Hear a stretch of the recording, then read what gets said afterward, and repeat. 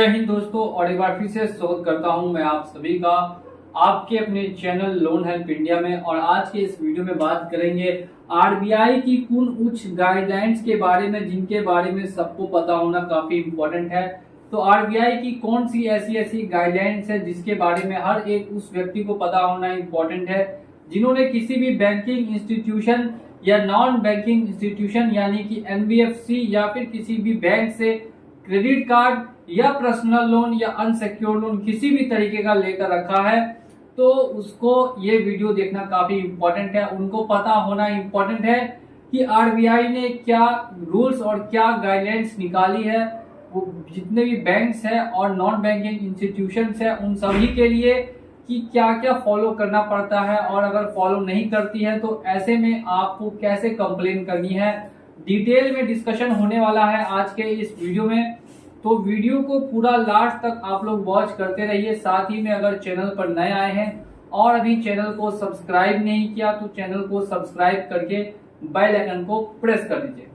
बात ऐसी है कि कुछ समय से काफी लोगों ने ये कमेंट किया था कि एक एक करके गाइडलाइंस बताने के लिए, तो सबसे पहले मैं कॉल्स को, जो कॉल्स आती है उनको लेके क्या गाइडलाइंस है। देखिए, कभी भी बैंक या कोई भी एनबीएफसी जो है वो लोन की रिकवरी खुद से नहीं करती है। काफी लोगों को ये बात पता नहीं होगी। वो रिकवरी के लिए थर्ड पार्टी के पास जाती है और वहां आपका डाटा देती है, जैसे कि थर्ड पार्टी कॉलिंग सेंटर। तो ये जो टेली कॉलिंग सेंटर को आपका दिया जाता डाटा, तो इनका जो कॉल करने का टाइमिंग होगा वो होगा 8 बजे सुबह से लेके 7 बजे शाम तक, ठीक है।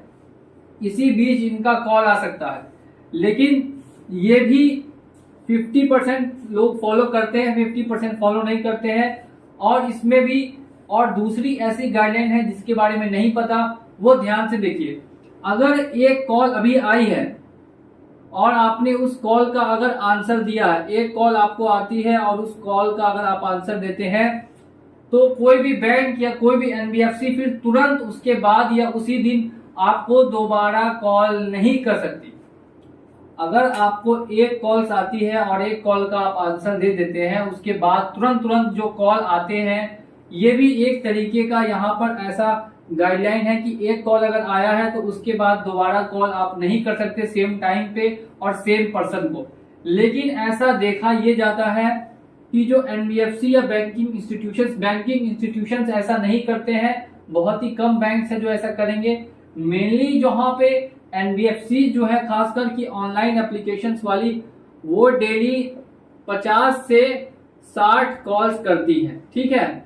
और इसमें भी अगर जो कॉल करता है उसकी आईडी आपको पता होनी चाहिए। सबसे पहले अगर आप कॉल रिसीव करते हैं तो उसका आईडी कार्ड वगैरह पूछिए कि कहाँ से है, उसके आईडी कार्ड का नंबर बताए, उसका नाम क्या है और वो किस जगह से बोल रहा है। तो ऐसा आपको देखने के लिए नहीं मिलेगा। और दूसरी बात है कि कोई भी कॉल पे शाउटिंग नहीं कर सकता, आपके ऊपर कॉल पे चिल्लाया नहीं जा सकता है, और ना ही आपके साथ बदतमीजी की जा सकती है, ना ही अब्यूजिव लैंग्वेज यूज की जा सकती है। तो ऐसा कुछ भी करने से मना किया गया है कॉल पर। आरबीआई का साफ साफ नियम है, सबसे पहले या जो भी रिकवरी होती है वो लॉफुल तरीके से होनी चाहिए, सही से होनी चाहिए। लेकिन यहाँ पे सबसे पहले ये कॉल करके कुछ जगह में आपको देखने के लिए मिलेगा कि खूब ज्यादा चिल्लाते हैं। चिल्लाने के बाद अब्यूजिव लैंग्वेज भी कभी कभी यूज कर देते हैं। तो ये जितनी भी चीजें आप देख रहे हैं ये सभी आरबीआई के हिसाब से इलीगल मानी जाती है, ठीक है। ये हमने बात कर ली यहाँ पे कॉल्स के बारे में। अगर कॉल्स आते हैं तो उनको लेके क्या गाइडेंस है। अब अगर आप कॉल को इग्नोर करते हैं तो उसमें आप बिल्कुल कर सकते हैं। अगर कॉल पे आपको हरेसमेंट किया जा रहा है, बार बार कॉल करके आपको धमकी दी जा रही है या डराया जा रहा है, तो आप कॉल को आसानी से इग्नोर कर सकते हैं। नेक्स्ट और दूसरे टॉपिक की ओर बढ़ते हैं, और वो आज टॉपिक जो होगा वो भी काफी लोगों ने यही मुझसे पूछा था कि जो रिकवरी का प्रोसेस है, इसमें सबसे महत्वपूर्ण भूमिका जो होती है वो होती है रिकवरी एजेंट्स को लेकर, ठीक है। तो ये जो रिकवरी एजेंट्स है, तो ये रिकवरी एजेंट्स को लेकर क्या गाइडलाइंस है और क्या नियम और कानून है। इससे पहले हम लोग रिकवरी एजेंट्स पे पढ़ें। एक महत्वपूर्ण और टॉपिक है या एक काफी इंपॉर्टेंट टॉपिक है जिसके बारे में पता होना चाहिए, और वो है आपके कॉन्टेक्ट के कॉल को लेकर। कॉन्टैक्ट्स के कॉल पर साफ साफ प्रतिबंध लगा हुआ है। अब इसमें देखने के लिए क्या मिलता है, और यहाँ पे जो लूप होल जिसको बोलेंगे, लूप होल जिसका ये कंपनियां फायदा उठाती है वो क्या है।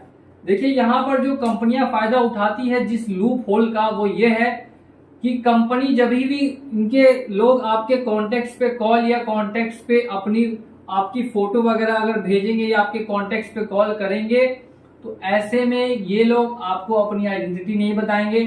जब आप कंप्लेन करेंगे तो सामने से रिप्लाई मिलेगा कि ये मेरा व्यक्ति नहीं था जिसने आपके साथ ऐसा किया है। ये देखिए, ये इनका सबसे बड़ा यहाँ पे समस्या आता है। जब आप कंप्लेन करने जाएंगे तो ये सामने से मुकर जाते हैं कि इसके किसी भी एम्प्लॉय ने या एजेंट ने ऐसा कुछ भी नहीं किया। ठीक है, लेकिन ऐसा नहीं होना चाहिए। अगर कंपनी ऐसा करती है तो कंपनी के खिलाफ आप आरबीआई में आसानी से कंप्लेन डाल सकते हैं। ये हमने बात कर ली है कॉन्टेक्ट्स पे कॉल को लेकर। अब इसके बाद हम लोग पहुंचते हैं नेक्स्ट टॉपिक जो है वो है रिकवरी एजेंट्स। रिकवरी एजेंट्स जब आते हैं तो आने से पहले आपको एक नोटिस या एक मैसेज मिलेगा कि रिकवरी एजेंट किस टाइम पे आएंगे, क्या उनका नाम होगा ये। ठीक है, और उसके बाद जो रिकवरी एजेंट आता है उसको लेकर क्या गाइडेंस है। देखिए इंडिया के अंदर में काफी नियम कानून बने हैं लेकिन उसको फॉलो नहीं किया जाता है, और काफी नियम कानून ऐसे हैं जिनको फॉलो किया भी जाता है। मेरा ये वीडियो का बनाने का माध्यम सिर्फ यही है कि आपको बताना कि क्या क्या गाइडलाइंस है। बाकी आपके ऊपर है, आप समझ सकते हैं कि क्या गाइडलाइंस आपके साथ फॉलो की जा रही है और क्या फॉलो नहीं किया जा रहा है। नेक्स्ट अगर हम लोग बात करेंगे रिकवरी एजेंट्स को लेकर, तो रिकवरी एजेंट्स के पास एक नोटिस होना इंपॉर्टेंट है, और इनके पास DRA यानी डेथ रिकवरी एजेंट का एक लाइसेंस होता है। उसकी पूरी ट्रेनिंग होती है 3 महीने की। जो ये कंप्लीट नहीं करके आएगा उसके पास ये DRA का लाइसेंस भी नहीं होगा। यानी जो डेथ रिकवरी एजेंट है अगर उसके पास DRA का लाइसेंस नहीं है, कंपनी की तरफ से उसको किसी तरीके का नोटिस नहीं दिया गया है, और ना ही उसके पास प्रॉपर ID है, तो समझ जाइए कि वो सही रिकवरी एजेंट नहीं है। अब आप बोलेंगे किसी भी रिकवरी एजेंट के पास ये तीनों चीजें नहीं मिलती है, तो ये तीनों चीजें रिकवरी एजेंट के पास ना मिलने का सबसे बड़ा कारण आप लोगों को मैं बता रहा हूं। देखिए ये जो थर्ड पार्टी होते हैं ये जाके आपके साथ मनमानी करते हैं, धमकी देते हैं, कहीं कहीं पे आपको डराते भी है, कहीं कहीं पे आपको ऐसी ऐसी बातें करते हैं। और अगर ऐसा में पकड़ा जाएगा इनका ये नोटिस, ID कार्ड और DRA का लाइसेंस, तो फिर कंपनी के ऊपर ब्लेम ही हो सकता है। लेकिन इनके पास ये सब कुछ नहीं होता, तो अगर आप इनके खिलाफ कंप्लेन भी करते हैं तो कंपनी सामने से मुकर जाएगी कि वो बंदा इनका था ही नहीं। ठीक है, तो इस चीज का आपको ध्यान रखना है कि इन तीनों चीजों का होना काफी ज्यादा आवश्यक है। अगर कंपनी के पास ये तीनों चीजें हैं, जो उनका एजेंट आता है, तो समझिए कि वो सही है, और अगर ये नहीं है तो समझिए कि वो फिर कुछ गलत हरकत भी कर सकता है। ऐसे में आपका वीडियो को रिकॉर्ड करना काफी इंपॉर्टेंट है। वीडियो रिकॉर्डिंग एक ऐसा साधन है, अगर आप वीडियो रिकॉर्डिंग स्टार्ट करते हैं तो ऐसे में आपके साथ कम चांसेस है कि बदतमीजी या कुछ भी गलत किया जाएगा। सबसे पहले तो रिकवरी एजेंट अगर आए तो उसको आप चाय पानी पूछिए, और फिर उसके बाद अगर जाने का मन है तो उनको भेज दीजिए। और इन केस में अगर वो आते ही आपको गलत बात बोलते हैं, डराते हैं, धमकाते हैं, आप सीधे सीधे बोलिए अपना DRA लाइसेंस, नोटिस और प्रॉपर ID कार्ड, ये तीनों मुझे फिलहाल दिखाओ। अगर नहीं दिखाओगे तो मैं नहीं मानूंगा तुम रिकवरी एजेंट हो, और गेट आपको बंद कर देना है, और उसके बाद घर के अंदर चले जाना है। बाहर में वो जितना भी चिल्लाए और चिल्लाते रहे, आपको कोई उससे मतलब नहीं होना चाहिए। अगर ज्यादा प्रॉब्लम क्रिएट करता है आप 112 पे कॉल करके पुलिस को भी बुला सकते हैं और उसके खिलाफ कंप्लेन भी फाइल कर सकते हैं। तो इतना आपको अधिकार मिला हुआ है जिसके बारे में इम्पोर्टेंट होना आपको जानना जरूरी था।